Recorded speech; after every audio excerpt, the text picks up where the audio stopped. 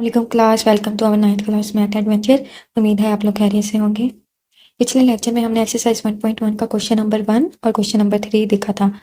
आज हम मूव करेंगे क्वेश्चन नंबर 4, क्वेश्चन नंबर 5 और क्वेश्चन नंबर 6 पे। तो चलिए स्टार्ट करते हैं क्वेश्चन नंबर 4 से। That is name the property use in the following, यानी कि इन पार्ट्स में हमने कौन कौन सी प्रॉपर्टीज यूज की हैं, हमने उनके नेम बताने हैं। तो हम इसका फर्स्ट पार्ट देखते हैं। a plus 4 bracket close plus b is equal to a plus और 4 प्लस b पे ब्रैकेट, यानी कि इधर फर्स्ट टू वैल्यूज पे ब्रैकेट है और इधर हमारे पास लास्ट टू वैल्यूज पे ब्रैकेट है और वैल्यूज 3 यूज हुई है। तो ये हमारे पास एसोसिएटिव लॉ होता है। एसोसिएटिव लॉ में और डिस्ट्रीब्यूटिव लॉ में जो है वो हम 3 वैल्यूज जो है यूज करते हैं। तो ये हमारे पास है associative law over associative law या property, associative property over addition. यहाँ पे एडिशन है ना, मतलब प्लस का साइन यूज हुआ है, तो ये ओवर किसके है, एडिशन के। और नेक्स्ट पार्ट है √2 plus √3 is equal to √3 plus √2। तो ये हमारे पास कम्यूटेटिव प्रॉपर्टी है। कम्यूटेटिव प्रॉपर्टी क्या कहती है, a plus B is equal to B plus A, यानी कि हम इनके ऑर्डर्स भी चेंज कर सकते हैं। अगर हम इनके ऑर्डर चेंज कर दें, बी पहले लिख लें, तब भी ये इक्वालिटी सेम इक्वल ही रहेगी, मतलब इस पे चेंज नहीं आएगा। तो ये हमारे पास है commutative property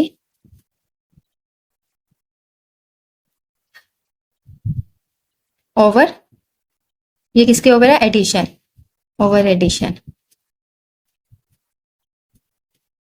next one is x minus X is equal to 0, यानी कि ये यहाँ पे हमारे पास एडिटिव इनवर्स यूज हुआ है। एडिटिव इनवर्स क्या होता है, हमारे पास कोई एक नंबर हो और उसका इनवर्स मौजूद हो, यानी कि अगर कोई एक वैल्यू पॉजिटिव है तो सेकंड वैल्यू क्या होगी, नेगेटिव होगी, और वैल्यू सेम होनी चाहिए। तो हमारे पास इज इक्वल टू 0 आंसर आना चाहिए। तो ये हमारे पास है एडिटिव इनवर्स, यानी कि कोई भी वैल्यू हो उसका इनवर्स मौजूद हो और उसको सोल्व करने से 0 हमारे पास आए। ठीक है। Next part is a into B plus C is equal to A B plus A C.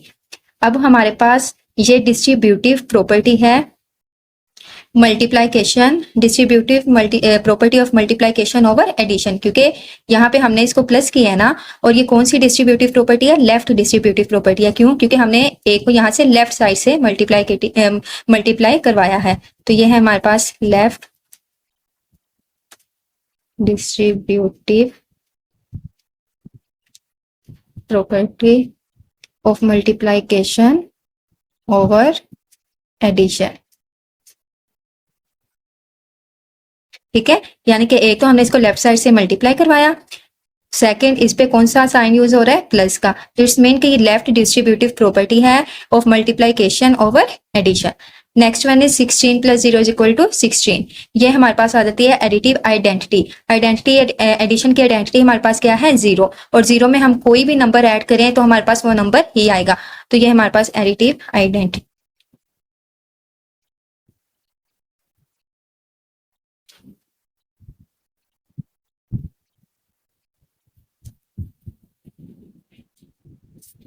अब नेक्स्ट पार्ट देखते हैं। That is 100 multiply 1 is equal to 100। तो ये हमारे पास मल्टीप्लाइकेटिव आइडेंटिटी है। मल्टीप्लाइकेटिव आइडेंटिटी हमारे पास क्या होती है, 1। तो 1 को किसी भी नंबर के साथ मल्टीप्लाई करवाएं तो वो नंबर ही आता है। तो ये हमारे पास है multiplicative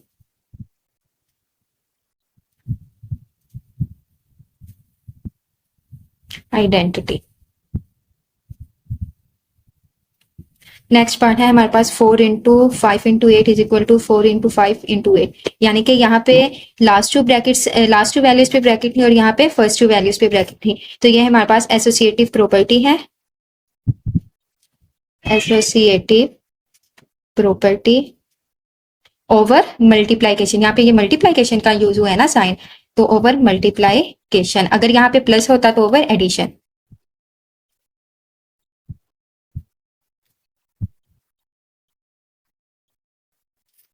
next one is A B is equal to B A. हमने पीछे इसी क्वेश्चन में हमने किया था a plus B is equal to B plus A, commutative property. ये वो कम्यूटेटिव प्रॉपर्टी थी ओवर एडिशन, क्योंकि यहाँ पे प्लस, वहां पे प्लस का साइन यूज हुआ था। लेकिन ये कम्यूटेटिव प्रॉपर्टी है ओवर मल्टीप्लाइकेशन, क्योंकि यहाँ पे मल्टीप्लाई हुई है ये आपस में। कम्यूटेटिव प्रॉपर्टी ये होती है कि अगर हम उनकी प्लेसेस चेंज भी करते हैं तभी हमारे पास जो आंसर है वो सेम ही आएगा। Commutative property over multiplication. सो दी नेक्स्ट क्वेश्चन, क्वेश्चन नंबर 5। यहाँ पे भी हमने प्रॉपर्टीज के नेम ही बताने हैं। क्वेश्चन नंबर 4 में हमने जो प्रॉपर्टीज की थी वो इक्वालिटी प्रॉपर्टीज थी। अब क्वेश्चन नंबर 5 में जो प्रॉपर्टीज, जिन प्रॉपर्टीज के हमने नेम बताने हैं वो इनइक्वालिटी प्रॉपर्टीज है, यानी ऑर्डर प्रॉपर्टीज। तो फर्स्ट पार्ट देखते हैं इसका, -3 less than -1, this implies that 0 less than 2। यानी कि यहाँ पे कौन सी प्रॉपर्टी यूज हुई है हमने वो बतानी है। तो यहाँ पे एडिशन की प्रॉपर्टी जो है वो यूज हुई है। कैसे यूज हुई है वो देख लेते हैं।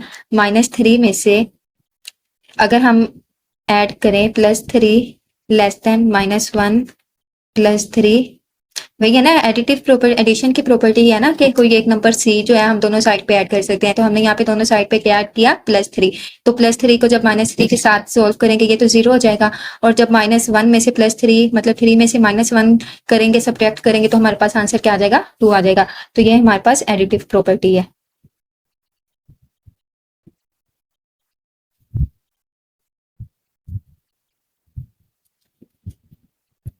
Next property is if A less than B then 1/A greater than 1/B। तो ये हमारे पास रेसिप्रोकल प्रॉपर्टी थी कि A जो है वो छोटा है B से, तो जब हम उसका रेसिप्रोकल लेंगे, यानी कि अगर वो मल्टीप्लाइड में है तो इसको हम डिवाइड में लिख देंगे, अगर डिवाइड में है तो मल्टीप्लाई में लिख देंगे, तो उसकी जो इनइक्वालिटी है वो चेंज हो जाएगी। अगर लेस देन है तो ग्रेटर देन हो जाएगी, अगर ग्रेटर देन है तो लेस देन हो जाएगी। तो ये हमारे पास जो प्रॉपर्टी आती है ये है रेसिप्रोकल प्रॉपर्टी। इन प्रॉपर्टीज के लेक्चर मैंने सेपरेटली वीडियो पे यूट्यूब पे अपलोड किए हुए हैं, आप वहां से जाके समझ सकते हैं। Next part is if A less than B then A + C less than B + C। तो यहाँ पे हमने कोई एक नंबर C ऐड करवाया है, तो ये हम कौन सी प्रॉपर्टी हमें ये अलाउ करती है कि हम उसके दोनों साइड पे या एक नंबर C के साथ मल्टीप्लाई कर सकते हैं या ऐड कर सकते हैं। हमने यहाँ पे ऐड किया है, तो ये प्रॉपर्टी जो हमें अलाउ करती है वो है additive property.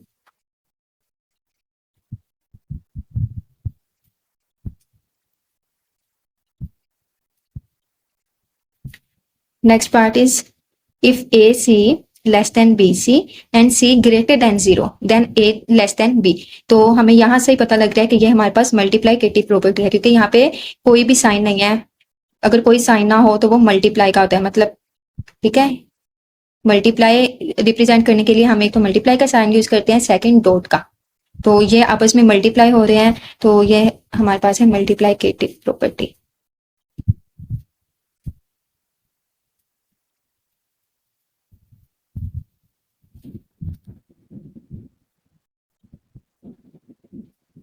Next part is if AC less than है BC के एंड C ग्रेटर देन 0। तो यहाँ पे भी पता है कि हमें ये AC आपस में मल्टीप्लाई हो रहा है, BC जो है आपस में क्या मल्टीप्लाई हो रहा है, and C less than 0 then A greater than B। तो ये हमारे पास मल्टीप्लाइकेटिव प्रॉपर्टी की एक कंडीशन है कि C अगर लेस देन 0 है तो उसको A और B दोनों के साथ हम मल्टीप्लाई करवाएं तो हमारी जो इनइक्वालिटी है वो चेंज हो जाएगी। अगर लेस देन की है तो वो ग्रेटर देन हो जाएगी, अगर ग्रेटर देन की है तो वो लेस देन हो जाएगी। कब, जब C लेस देन 0 हो, मतलब किसी नेगेटिव नंबर के साथ जब हम मल्टीप्लाई करवाएं। तो ये हमारे पास है मल्टीप्लाइकेटिव प्रॉपर्टी।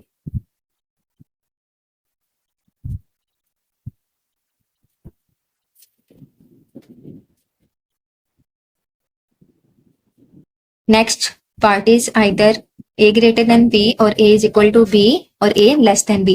तो ये तीन कंडीशन हमारे पास किसमें होती हैं, ट्राइकोटोमी प्रॉपर्टी में। ट्राइकोटोमी प्रॉपर्टी हमें ये कहती है या तो वो इक्वल होंगे या ग्रेटर होंगे या लेस देन होंगे नंबर्स आपस में। तो ये हमारे पास है ट्राइकोटोमी प्रॉपर्टी। तो ये हमारे पास क्वेश्चन नंबर 5 पे सोल्व हो गया। अब नेक्स्ट क्वेश्चन है हमारे पास क्वेश्चन नंबर 6।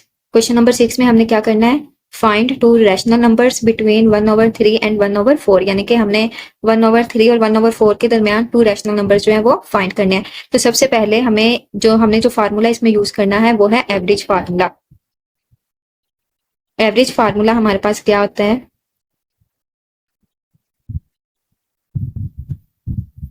एवरेज फार्मूला हमें ये कहता है कि हमारे पास जितने भी नंबर्स हैं उन सबको ऐड किया जाए और डिनोमिनेटर में उतने नंबर, जितने वो नंबर बनेंगे उसके साथ डिवाइड किया जाए। तो हम इसको इन जनरल फॉर्म में लिखते हैं A + B और ये एंड टर्म तक जाएगा, ठीक है। अब ये A से लेके एंड टर्म तक है, तो इसको हम एंड टर्म से जो है डिवाइड करेंगे। ये है इन जनरल। लेकिन अगर हम देखें इस पे किस तरह एवरेज फार्मूला जो अप्लाई करना है, तो वो हम देखते हैं जितनी टर्म्स हैं उनको हमने क्या कर देना है, ऐड कर देना है। तो ये हो जाएगा 1/3 + 1/4 ओवर कितने टर्म्स है हमारे पास 2, तो इसको हम क्या करेंगे 2 के साथ डिवाइड।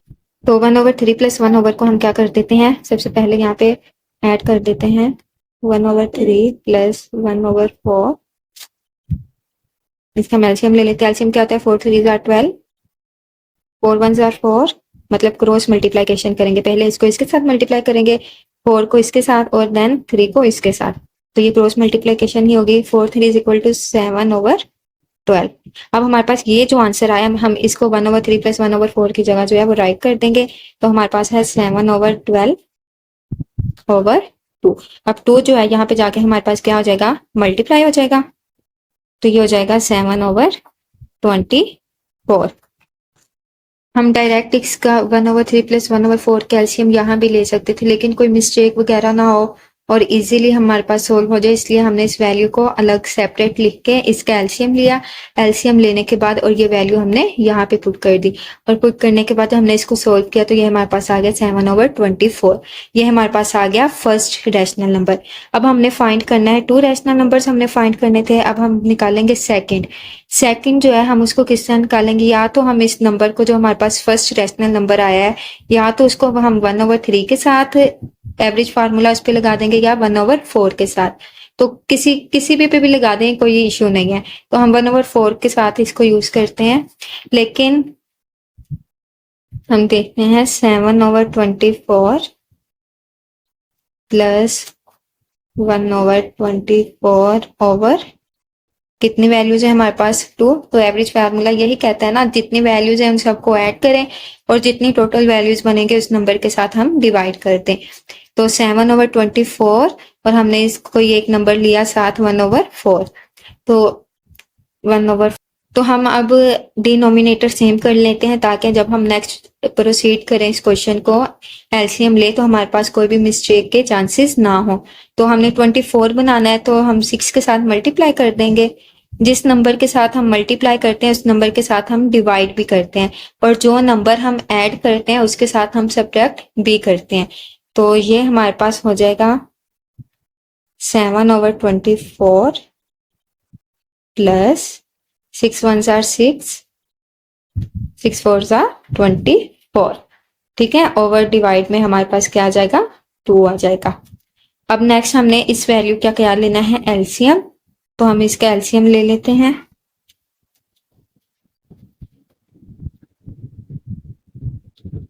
ये हमारे पास वैल्यू थी, अब हम यहाँ पे इसका एलसीएम लेते हैं, तो एलसीएम हमारे पास आ जाएगा 7 प्लस 6। अगर तो वैल्यू से डिफरेंट है तो हम इसको इसके साथ मल्टीप्लाई करते हैं और ये देन क्रॉस मल्टीप्लिकेशन होती है, लेकिन नीचे अगर वैल्यूज सेम है तो वो लिख के ऊपर वाली वैल्यूज को हमने क्या कर देना है, ऐड कर देना है। तो 7 + 6 इज इक्वल टू 13/24। अब हम इसको वहां पीछे जहां से हमने ये वैल्यू उठाई है वहां पे पुट कर देंगे 13/24, और ओवर में हमारे पास 2 था, तो हम क्या करेंगे 2 को इसके साथ 24 के साथ जाके मल्टीप्लाई करवा देंगे, तो 24 को 2 के साथ मल्टीप्लाई करेंगे तो हमारे पास क्या आ जाएगा 48। तो ये हमारे पास सेकंड रैशनल नंबर आ गया। First rational number is 7/24 and second rational number is 13/48। ये हमारे पास क्या है, 2 रैशनल नंबर्स।